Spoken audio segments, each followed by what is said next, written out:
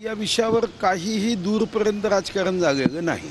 मराठी माणसाने इंग्रजी शिकणं हे अभिमान, हा पराक्रम, पण मराठी माणसाने हिंदी शिकणं म्हणजे मराठीचा अवमान, हे मात्र अजून मला समजलं नाही। कदाचित अजून एक 50-100 पुस्तकं वाचल्यानंतर लक्षात येईल।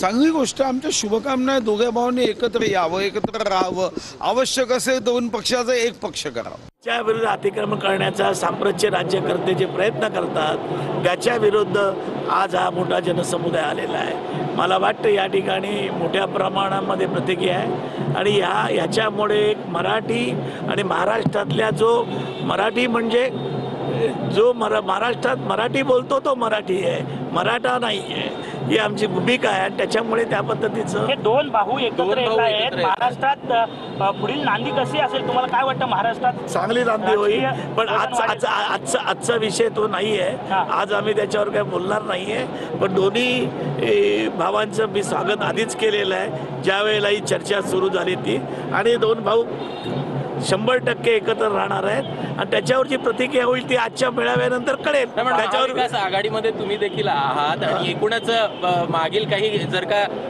निवडणुका पाहायच्या तर कुठंतरी, पण आज मी त्याच्यावर कुठलीही कॉमेंट्स करणार नाहीये। आज आपण मराठीसाठी आलेलो आहोत आणि हिंदीची जी सक्ती करतात ते चुकीचं आहे। हिंदीला आमचा विरोध नाहीये, पण हिंदीमध्ये ते सक्ती करून या ठिकाणी वेगळी भूमिका होते। मला वाटतं की हा मेळावा संपल्यानंतर याच्यावर जी प्रतिक्रिया येईल ती मी वेगळी प्रतिक्रिया देईन, पण आता मी द्यायचं मला बंधन। नरेंद्र जाधव यांची जी समिती बनवलेली आहे त्याच्यातनं काही हाती लागलं वाटतं? नाही, ती फसवणूक आहे असं मला वाटतं।